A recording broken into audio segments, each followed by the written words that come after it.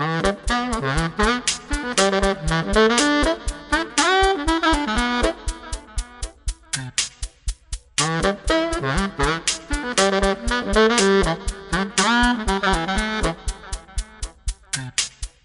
un transfert de nouvel aéroport en détruisant la nature, l'environnement, la biodiversité, en expropriant des paysans, c'est non. On lutte contre un aéroport et tout ce qui va avec. Donc c'est une aberration totale, c'est un mensonge d'État. On se dit qu'il faut être là parce que là, il y a quand même quelque chose qui se joue.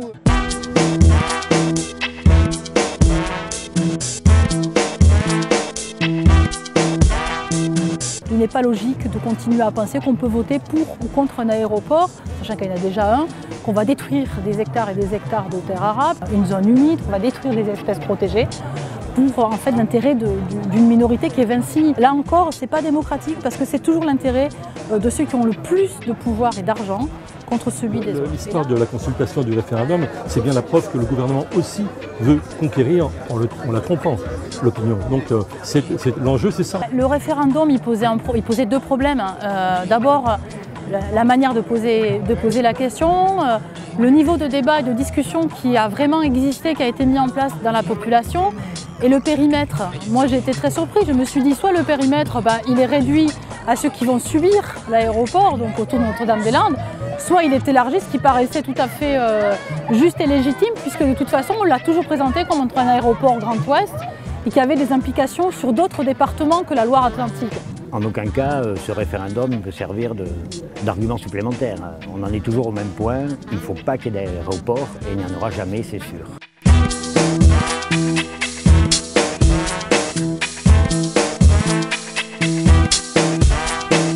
Nous ne sommes pas en démocratie. Alors certes, nous n'avons pas de tanks dans la rue, et quoi qu'il y a de plus en plus de bavures policières, on l'a vu à Sivens avec Rémi Fraisse par exemple.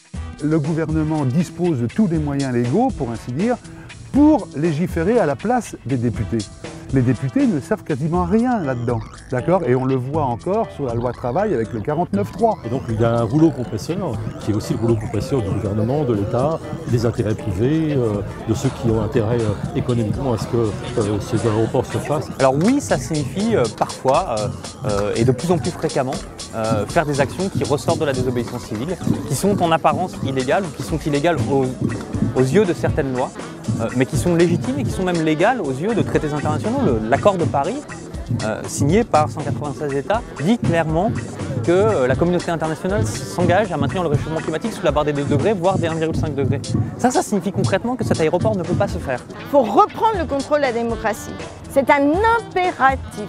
Que dans ces 5 à 10 ans, l'une des choses qu'il faut faire, c'est veiller à ce que toutes les infrastructures qui sont liées aux combustibles fossiles ne voient pas le jour, pour éviter que le monde change complètement à cause du réchauffement climatique.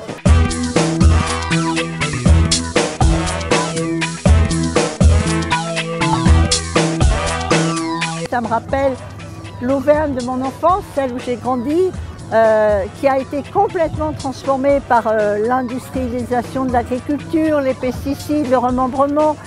Elle était comme ça, mon Auvergne. Il y avait l'humidité qui tombait à 5 h du soir, il y avait des arbres, il y avait des poissons, il y avait des abeilles, il y avait du gibier.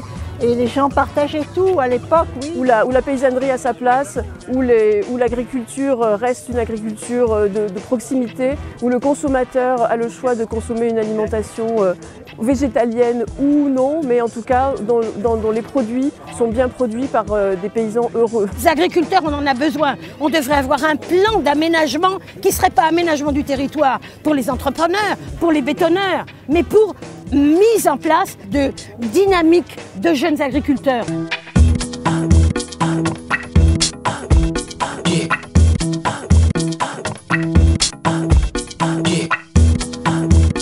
Il y aura de l'emploi sur le moment du chantier, mais après, quand il y aura quoi?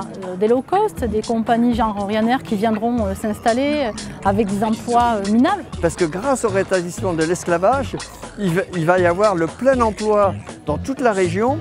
Et les usines qui sont actuellement en Chine vont se délocaliser pour revenir en pays nantais. parce qu'on va avoir des coûts de production absolument imbattables grâce au rétablissement de l'esclavage. Et il y a des gens qui me disent en fait je travaille toute la journée pour enrichir les capitalistes et ce que je fais comme boulot c'est de la merde. Des gens qui bossent dans l'industrie, etc. Et donc en fait il y a une envie dans toutes les couches de la population à produire autre chose, autrement qui soit meilleur pour eux, pour les gens à qui ils produisent, etc. Vraiment, hein, avoir des milliers et des dizaines de milliers, voire plus d'emplois avec la transition écologique, la transition énergétique. Voilà. L'emploi, il faut réfléchir à quel type d'emploi. D'abord, il faut qu'il soit socialement utile. Moi, je réfléchis aussi donc, en termes de réponse aux besoins sociaux.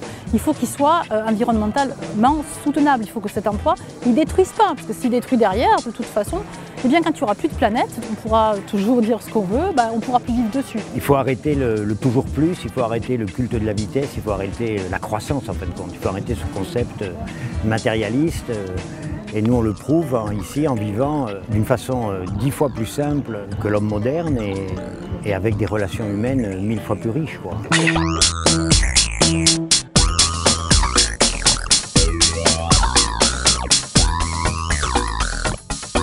C'est une zone humide, c'est pour ça qu'elle est riche en biodiversité.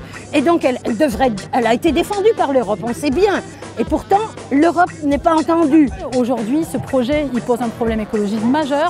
On ne peut pas avoir un discours du gouvernement qui dit oui, on comprend les enjeux de la COP21 et continuer avec ce type de projets qui sont catastrophiques pour l'avenir de tout le monde. Alors qu'elle est vraiment encore agricole, elle est agreste, il y a du bocage. Je la trouve magnifique cette région, j'ai été très touchée. Et puis il y a plein de jolies petites maisons partout qui sont tellement sympas. Si on veut continuer à vivre à peu près comme on peut vivre actuellement, c'est-à-dire à rêver, à s'aimer, à construire des choses sans trop souffrir, on doit être la dernière génération qui connaisse qu'il y a une centrale, qu'elle soit nucléaire ou fossile. On a aussi besoin de préserver l'héritage et les racines, pas seulement agricoles, pas seulement culturelles, mais on en a tout bêtement besoin parce qu'on a besoin des terres éponges. Il n'y a aucun problème écologique. On va user jusqu'à la corde cette vieille planète Terre.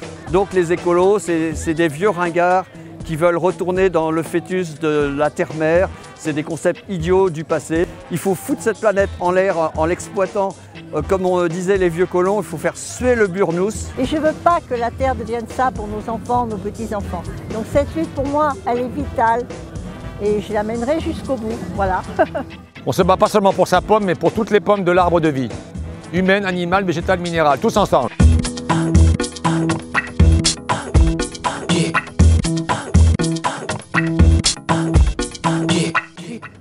De l'organisation, je suis épatée du contenu de toutes les conférences et des chapiteaux. L'unité qui s'est créée autour de gens extrêmement différents. Évidemment, il y a les zadistes qui sont là, qui tiennent. Il y a le mouvement paysan qui a une vieille histoire quand même dans la région. Il y a une forme de vie qui se crée, qui est autre et qui a autrement plus de sens que ce qu'on peut vivre tous les jours. Rien que pour ça, c'est une bonne raison de militer en général et de s'intéresser aussi à Notre-Dame-des-Landes en particulier parce qu'il y a vraiment des choses spéciales concernant l'habitat, la production, les manières de militer. Il y a toute une région, toute une jeunesse qui est mobilisée. Je trouve que ça, c'est une expérience qui est assez unique et qu'on aurait envie de reproduire ailleurs. On cherche des idées pour vivre ensemble, pour l'occupation des terres, pour plus de démocratie. C'est hyper intéressant. C'est comme un gros bouillon en fait du culture. On peut vivre autrement, mais il y a des endroits où on démontre que c'est possible et c'est ce qui se passe à la ZAD. Pour un monde nouveau et basé sur l'écologie, la fraternité, la paix.